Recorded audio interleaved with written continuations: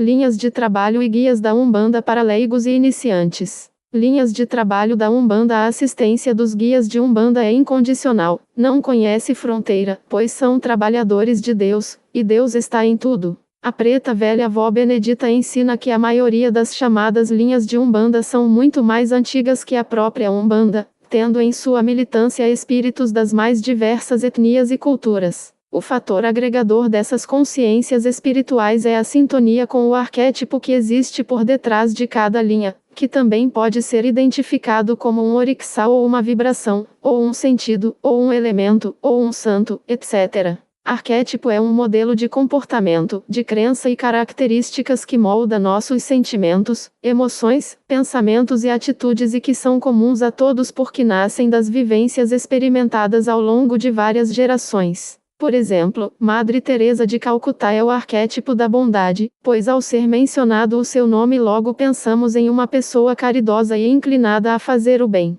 Assim, arquétipo é um modelo que as entidades utilizam como referência para o comportamento básico, e dessa forma se fazem entender e reconhecer. Por que surgiram as linhas de trabalho? As linhas surgiram para que mentores do astral pudessem se manifestar dentro dos terreiros de Umbanda em benefício dos necessitados, integrados a uma esfera de trabalho sob a responsabilidade de um determinado orixá. Os guias espirituais fortalecem em si as qualidades desse orixá e passam a ser os intermediadores no mundo dos encarnados. Por exemplo, os trabalhadores espirituais que atuam sob a vibração de Ogum contêm em si o sentido da persistência que é uma característica do orixá Ogum, e desta forma traz inspiração aos seres humanos encarnados para perseguir com firmeza seus objetivos. Muitas entidades que trabalham na Umbanda são figuras simbólicas, como por exemplo, o preto velho que se mostra como um escravo que viveu em condições degradantes e que a tudo superou com fé, amor e determinação, e ensina as pessoas a vencer as adversidades através de seus exemplos. Porém, não significa que a entidade que se chama preto velho tenha sido escravo em vidas passadas. Este é um fundamento dos povos de banda ou linhas de trabalho, pensada pela espiritualidade nos primórdios da Umbanda de modo a identificar a entidade e aproximar a população ao culto que nascia. Todas as linhas de trabalho da Umbanda surgiram como forma de ordenar grupos numerosos de trabalhadores espirituais com características comuns entre si, e dispostos a atuar no movimento umbandista. Seus obreiros têm atributos e qualidades semelhantes, porém não iguais porque, encarnados ou não, todos mantemos nossa individualidade. Unem-se, portanto, em egrégoras espirituais os trabalhadores que têm gostos e personalidades semelhantes, compondo as linhas de caboclo, pretos velho, baiano etc. A linha de pretos velhos, por exemplo, foi planejada para falar aos mais simples até aos mais letrados, sempre com palavras de amor e espalhando luzes dentro da espiritualidade terrena. Seus zelosos trabalhadores transmitem sossego, paz e sinceridade. Pretos velhos e pretas velhas são espíritos sábios e humildes, entidades de luz que trabalham na seara da caridade, vovôs e vovós a quem se confiam dores e segredos. Só quem já conversou com um vô preto compreende o sentimento de lealdade que deles emana ao ponto de se confessar aos vovôs e vovós segredos mais íntimos, com confiança de ser compreendido e amparado. Tomemos como outro exemplo a linha de caboclos, cujos trabalhadores se mostram na forma de índios brasileiros. Imaginam-se os índios como seres puros que viviam em florestas e alimentavam-se de caça e pesca. Quando os colonizadores portugueses aqui chegaram e os escravizaram, roubaram suas terras, e os jesuítas, cruelmente, lhes impuseram a religião católica. O índio chega para nós como um modelo de pureza e coragem, de homens e mulheres que honraram a natureza, de um povo forte e guerreiro. Assim, surge a linha de caboclos pensada para auxiliar o entendimento das qualidades próprias desta força espiritual. Porém, não significa que todos os caboclos da Umbanda foram índios. Os espíritos de caboclos, pretos velhos e todos os outros guias de lei de Umbanda ganham roupagens energéticas que simbolizam uma força espiritual, chamada egrégora, o modelo como se apresentarão para serem entendidos, chamado arquétipo, e a vibração que dá sustentação ao trabalho por eles realizado, chamada orixá.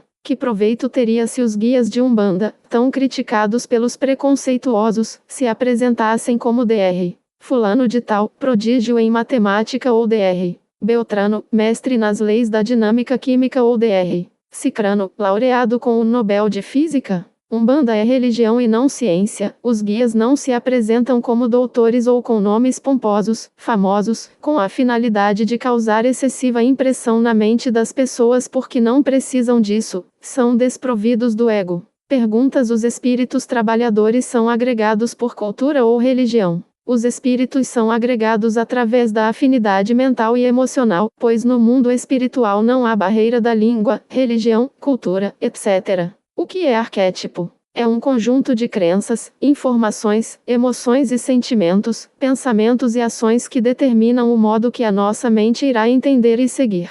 Por exemplo, quando pensamos em um cachorro, automaticamente vem à mente que ele é o melhor amigo do homem. Desta forma, o cachorro possui o arquétipo do amigo. Ao pensarmos no leão, logo imaginamos o rei da selva, uma figura destemida, o arquétipo da força. A cobra anda sorrateiramente até encontrar uma presa e dar o bote, por isso tem o arquétipo de traiçoeira. São aspectos que simplesmente pensamos, sem nem raciocinar porque vem do inconsciente. Assim, quando se fala em arquétipo da Umbanda, estamos falando da sintonia do guia com a linha de trabalho, ou seja, Preto Velho é o arquétipo da bondade porque há a identificação daquele espírito com o arquétipo da linha. O que é egrégora? Quando duas ou mais pessoas estão reunidas, qualquer que seja a finalidade, delas emana uma força espiritual resultante da soma das energias mental e emocional. Reunido um grupo de pessoas com objetivos semelhantes, como por exemplo, numa cerimônia religiosa, as vibrações formadas pelos pensamentos, atos e vontades geram um campo de energia sutil, criada pelos indivíduos agrupados e ligados espiritualmente por um objetivo comum.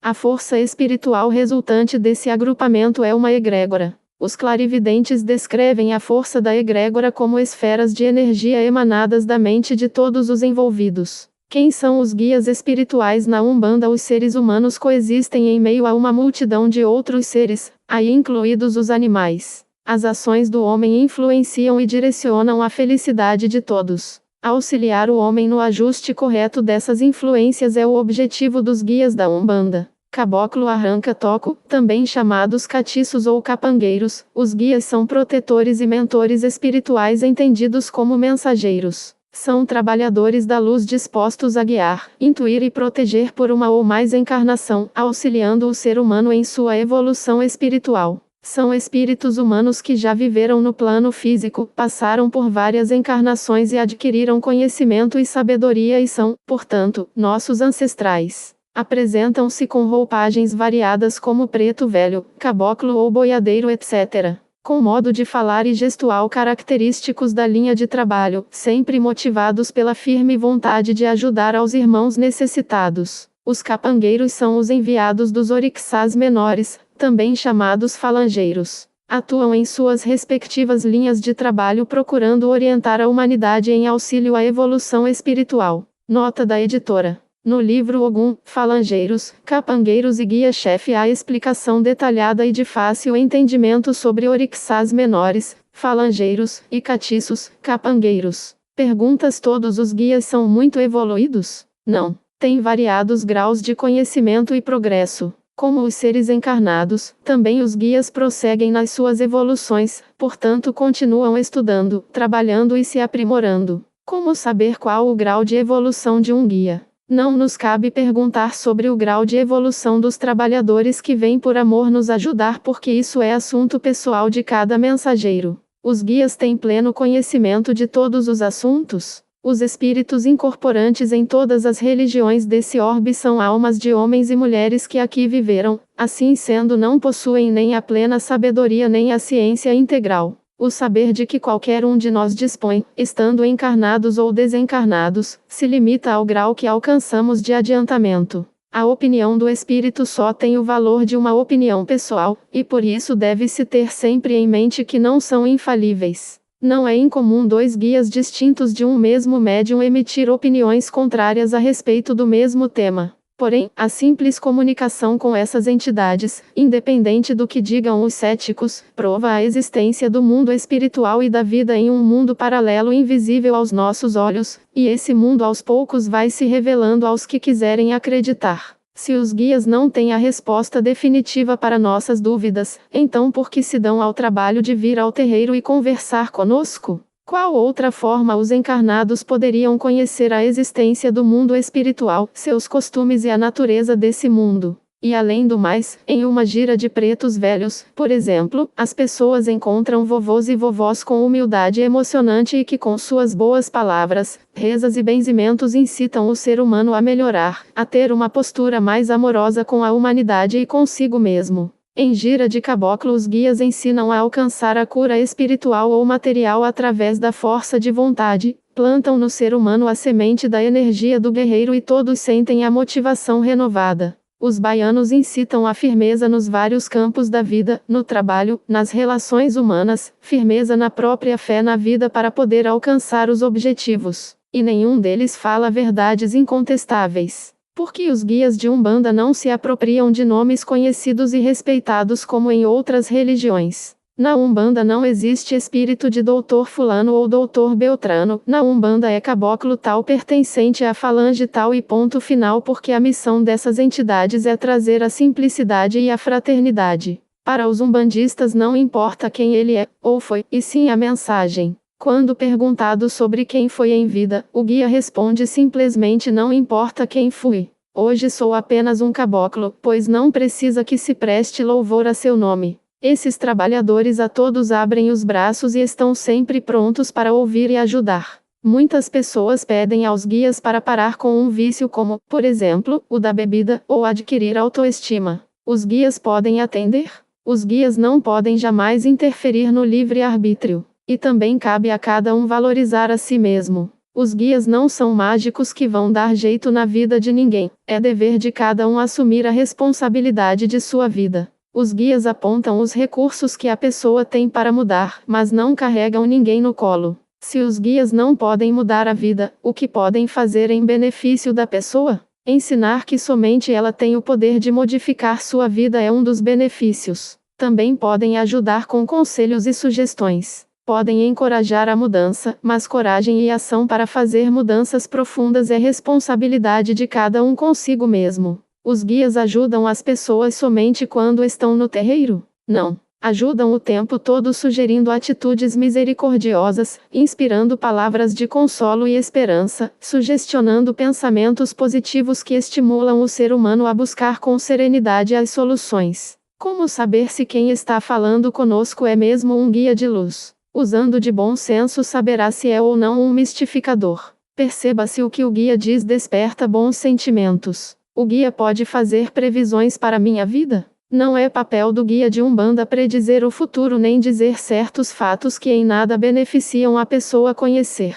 Os espíritos de luz podem pressentir um acontecimento futuro quando esse conhecimento for útil, mas jamais precisar datas, por exemplo, e esse é um indicativo de fraude e mistificação. Também é importante saber que nenhum guia de Umbanda, assim como todo espírito incorporante em qualquer religião, tem o monopólio da verdade porque todos somos seres em evolução. Qual é um forte indicativo de que não estamos lidando com um guia de Umbanda e sim com um mistificador? Linguagem ridícula, vulgar, pretensiosa, usando o que se convencionou chamar de falar difícil, ou quando procura estimular a vaidade e orgulho com elogios desproporcionais e exagerados. Os bons espíritos não aconselham nada além das coisas racionais. Desconfie se estiver ingerindo álcool em demasia porque guia de luz não precisa beber, e se bebe é para amortecer o médium. Baforar charuto na cara das pessoas é um forte indicativo de mistificação, porque uma entidade sábia e com um mínimo de esclarecimento entende que isso prejudica a saúde, e sabe que há outros meios de limpar os miasmas espirituais. Espírito que para transmitir energia fica apalpando o assistido demonstra claramente falta de conhecimento e, na maior parte das vezes, é intromissão e despreparo do médium, porque o trabalhador espiritual sabe o limite do perispírito, que é onde devem ser depositadas as energias curadoras. Os que mandam acender velas para outras linhas, por exemplo, um caboclo mandar acender vela para Exu ou boiadeiro mandar acender vela para Preto Velho, é forte indicativo de mistificação porque cada entidade, caso seja necessário, manda acender a vela para a sua, e no máximo vai sugerir que a pessoa consulte em outra linha, mesmo assim sem compromisso com qualquer médium em especial, inclusive e principalmente o seu próprio médium. Falar em outras línguas é forte indicativo, pois os guias podem acessar as informações pertencentes ao médium, e deste modo também podem falar o seu idioma. Jamais um médium pode conversar sobre vidas passadas, porque isso impressiona perigosamente a mente do assistido e ninguém tem acesso a tais informações, e em nada pode ser útil tal conversa. Guias que mandam acender vela em igrejas ou usar água benta é tão absurdo que nem há palavras para classificar. A entidade espiritual pode predizer o dia da morte de alguém? Jamais dirá mesmo que saiba. Todo ser humano, até o último minuto da vida, tem chance de aprender e mudar. Se souber que o prazo está se encerrando, se desespera ou simplesmente desiste. Por exemplo, 2 médiuns trabalhando com guias que têm nomes idênticos significa que se trata de um único guia trabalha com os 2 médiuns? Não. São espíritos diferentes que assumiram nomes idênticos em função de terem se integrado à mesma falange. Por exemplo, caboclos com nomes iguais indica apenas que têm características, especialidades ou missões parecidas. Não há nenhum problema se no mesmo terreiro e gira tiver 2 ou mais guias atuantes com o mesmo nome. Ademais, não é o nome do guia que deve interessar, e sim o grau de compromisso que o médium tem com a espiritualidade. Porque algumas entidades às vezes choram. As entidades não choram. As sereias, por exemplo, são trabalhadoras da linha das águas que fazem a limpeza energética nos terreiros e proferem cânticos que se confundem com choro. Mas quando o médium de fato chora é porque o tipo de energia do guia deixou-o comovido, daí o choro. Também pode acontecer que nem sempre o mental do médium está preparado para ser compartilhado e sofre o impacto vibratório da entidade. Mas geralmente o choro não ocorre em médiuns mais equilibrados porque o choro não tem ligação com nenhum guia de umbanda. Porque alguns médiuns desrespeitam os assisitidos nos terreiros, alegando que o santo não bateu. Porque se não é dado conhecimento sobre a religião de umbanda, o médium pode desenvolver opiniões e ideias insignificantes construídas sobre o alicerce da ignorância. E muitos médiuns justificam a própria falta de cordialidade e educação usando o nome do santo. Porque algumas entidades, ao incorporar, imediatamente exigem cigarro e bebida. Porque já está aprofundada na umbanda a ideia de que o guia, principalmente de esquerda, precisa ingerir litros de bebida alcoólica e fumar um cigarro atrás do outro. Isso, infelizmente, é fruto de desequilíbrio do médium e, em muitos casos, descontrole do dirigente do terreiro. O guia não precisa de nada disso.